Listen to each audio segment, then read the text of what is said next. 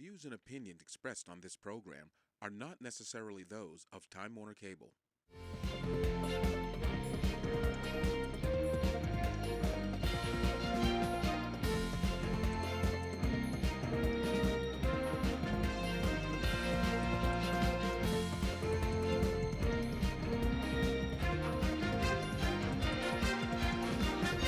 Hello and welcome to The Bottom Line. My name is Dana Connors. I'm pleased to be your host as we bring to you each month a program from the Maine State Chamber of Commerce.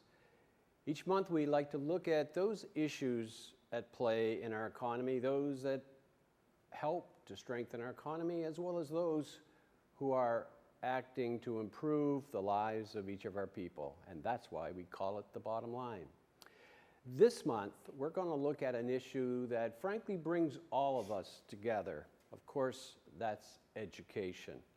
Because in this state, we have come to know that there is nothing that has a stronger tie to the success of our economy, nor to the success of our individuals than what education brings to both. Today, we're going to take a look at K-12. We recognize it is but one phase of a lifetime journey, starting with early childhood, almost at birth, and follows us all the way through life. But K-12 is something that we've all had experience with one way or another. We recognize its value, we recognize its importance, and it's something that each of us wishes that we had that system that would be the highest and best possible for our students. So when they leave that system, when they graduate from high school, they are prepared for whatever comes next, be it a career or be it college. Today, I have two very special guests who are prepared to have us take a look at what's at play in our state today to try and accomplish just that goal. First, on my immediate left is Acting Commissioner Tom Desjardins. Tom, it's a pleasure to have you with us. Have me, Dana. Tom has been with the LePage administration as senior advisor on education, natural resources, as I recall. Deputy Commissioner, Acting Commissioner, and has done an outstanding job of putting this issue front and center before the legislature and the public. Also with him is Ed Zavone, who is a friend, but also worked very closely with the Chamber while he served as the CEO of Maine Development Foundation. He took a little vacation for a month or so to Colorado, but we're glad he's back, and he's back as the CEO, Executive Director of Educate Maine, a business-led organization who advocates on behalf of education. I can't think of two better guests to help explore this issue once again that's important to all of us. When I think of the discussion that's taken place right now in the legislature, you can't help but miss the debate that takes place over the current model that's in play. It has been, since 2011. It's called proficiency-based learning. It's one that I think I would see it as kind of evolving from earlier models, that it's not we sometimes look at them as competing models. In many ways, as I learn more about it, it really is evolving from previous, and here we are. So Tom, if you would you share with us what proficiency learning is? What is the concept behind it? Why do you advocate for it? Yeah, well, the simplistic version is simply that the state has, we live in a state that has what we call local control, where the state generally gives some general direction, but most of the major decisions about curriculum and things of that nature are done by the local school district. But in state law, there is a provision that the state gets to decide the diploma. It controls the diploma. So in 2011, and the bill passed in 2012, the state government, the state legislature said that you cannot graduate a student, you cannot award them a diploma if they aren't what we call proficient. Basically, and you can't have the diploma until you've learned. And the local school district gets to a great extent to decide what is proficient, what level, how much learning they have to get the diploma. But it just initiated the principle that you have to reach a certain bar, a certain standard in order to graduate. Now, school districts figured out, obviously, that if you find out in 11th grade when we do that assessment on students to find out how they're doing, and you find out they're 2 or 3 grades behind, you're not going to get them caught up in a year before they graduate. So they had to build systems, and they're doing that now, all the way back theoretically to kindergarten, that said until you've pass all the things you need in first grade, you don't go to second grade, and second grade to third, and so on. So that by the time they get ready to graduate from high school, they have proceeded not so much on a time-served piece of concept where they just, they spent the year here in class, so we move them to the next class. But when they have proven that they've learned what they're supposed to learn in third grade, they go to fourth grade. And so that's really what's going on in school districts. They're all building these kinds of systems that say, what is the minimal amount you need to know to move on to the next grade and eventually graduate, and how do we implement that into our curriculum?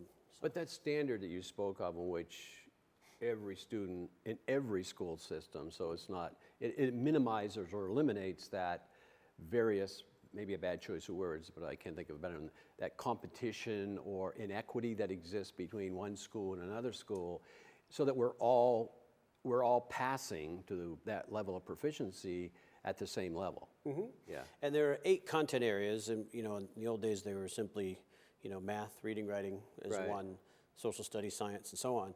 And the proficiency-based diploma says that you need to have that minimum level of proficiency in all 8 areas in order to get the diploma. So the idea is, and we actually talked about this 2 days ago in the legislative committee, at 13 years old, you might decide what you think you want to be, an astronaut or a fireman, whatever that is. But as you know, most of the studies tell us that whereas in the past you might change jobs 4 or 5 times in your career, now you're going to change careers 3 or 4 times. And so if you decide to focus all your energy on being an engineer and change your mind, you don't have, all you've learned is preparing to be an engineer. So the idea of all 8 content areas is 10, 15 years into your career, you decide to be something else. You've still got a base of knowledge in a broader sense. It's a bit like the collegiate concept of a liberal arts education. If you learn a little bit of everything, you're able to, take on a lot of different things.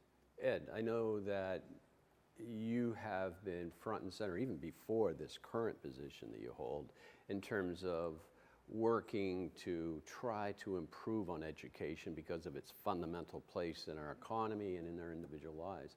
Why does this standard or system appeal to you? How do you think it's going to work in terms of achieving what you've been after for so long? Well, we start from the standpoint of where are we at today, and we know that we need a functioning community of people who are ready to go to college and go on to work and to make this state great. And where we're at, unfortunately, right now is, and we track this throughout the grade system, and in 4th grade, 2/3 of 4th graders can't read at grade level. Half of them can't do math. That carries on to 8th grade, and by the time they're graduating, even though Maine does a really good job of graduating, we graduate 86 to 87%, those 11th graders, when they're coming in, half of them are not reading or doing math at grade level, and this is being reiterated when we talk to employers and colleges. A lot of these kids just aren't ready to succeed. So when we see a system that says we're going to have rigorous standards that's going to, along the entire system, so that we're not going to 11th grade and saying, oops, we're 4 years off here.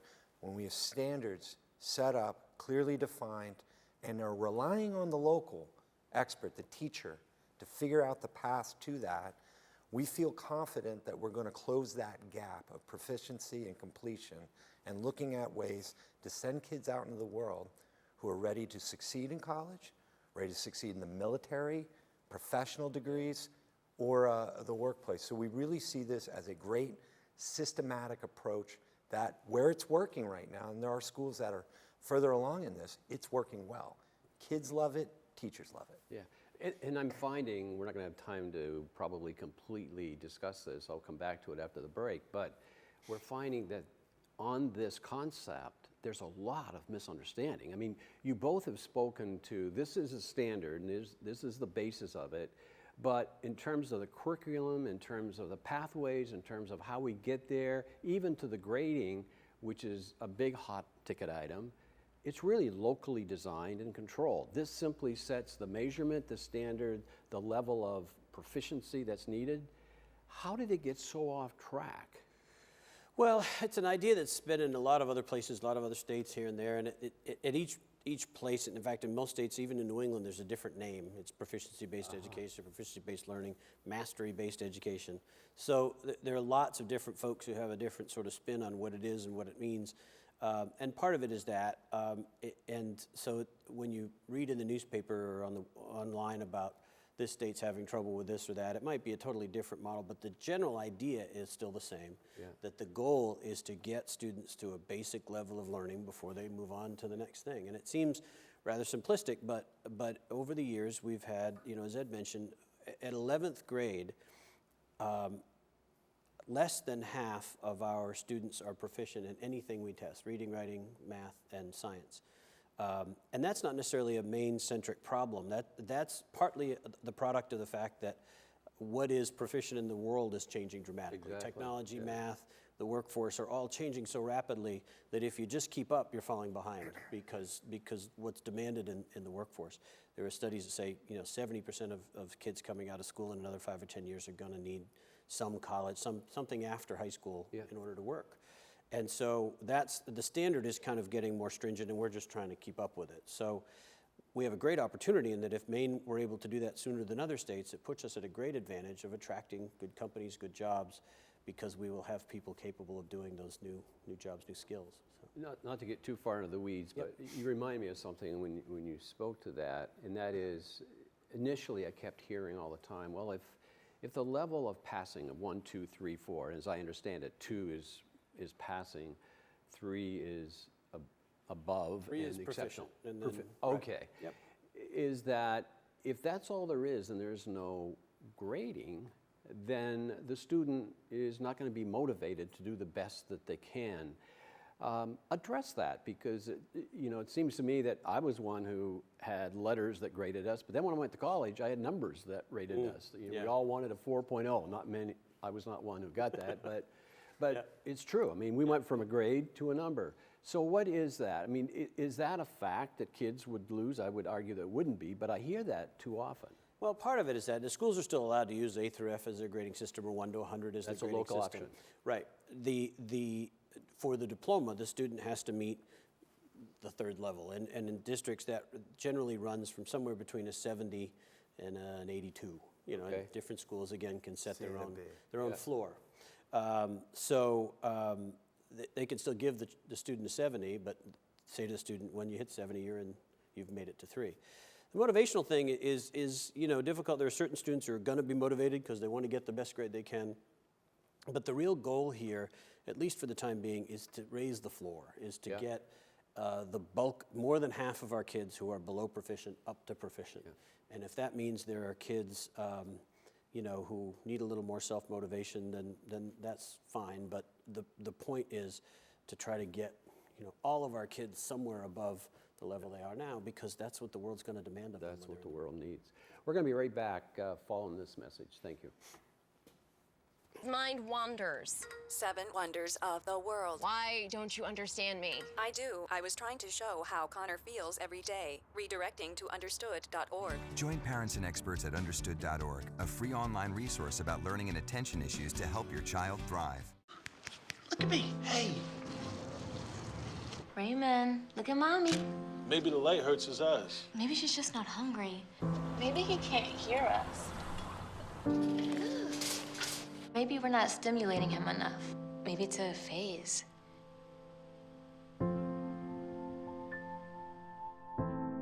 Avoiding eye contact is one early sign of autism. Learn the others today. The sooner it's diagnosed, the better.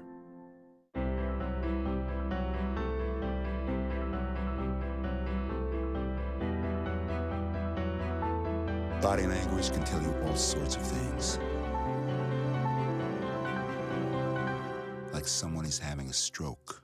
Know the sudden signs. Learn fast. Face drooping, arm weakness, speech difficulty.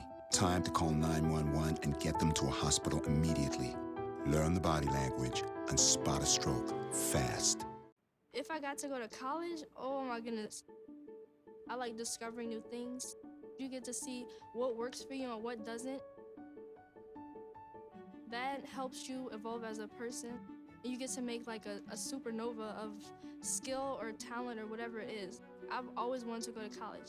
I just feel like that's my destiny. My name is Queen, and I am your dividend. How can I help my daughter with her reading? Searching for help with dachshund breeding. No. Let me try. Sarah's bright, but when she's reading, she has trouble sounding out words. Playing world music. What? I give up. Wait, I was trying to show you how Sarah feels every day. Frustrating, isn't it? Redirecting to understood.org. Join parents and experts at understood.org, a free online resource about learning and attention issues to help your child thrive.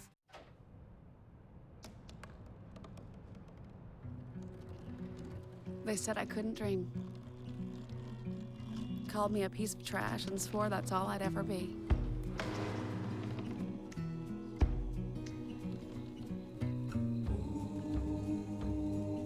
Said a bottle couldn't see the ocean.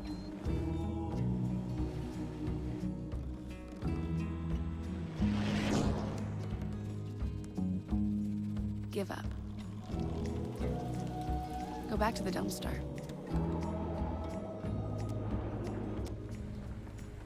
But I didn't listen.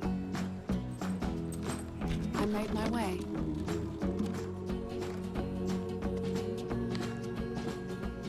And now, I am what I've always wanted to be.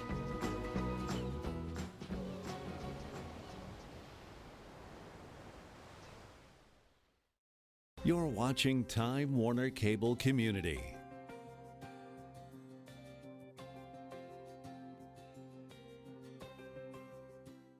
Welcome back, and joining me today to talk about our K-12 educational system and its importance in the lives of our people as well as our economy is Acting Commissioner Tom Desjardins and the CEO, Executive Director of Educate Maine, Ed Cervone. Guys, I want to pick up on something. We spent a lot of time putting this issue into context, which is we are trying to get the best system possible to serve our people, and if we serve our people, we're serving our economy, both today as well as into the future. I don't think any of us intend to condemn the efforts that are underway. It's trying to stay in a race to the top, and I think that that's an important point that I know you guys are working hard to be sure that we don't throw the baby out with the bathwater, that we acknowledge the good work that's going on, and that we continually try to improve on that standing. In respect to the new concept, or this evolving concept that we're speaking of, what are some of the experiences that you've had so far that would encourage us that we're on the right track? What's the good news? What are the good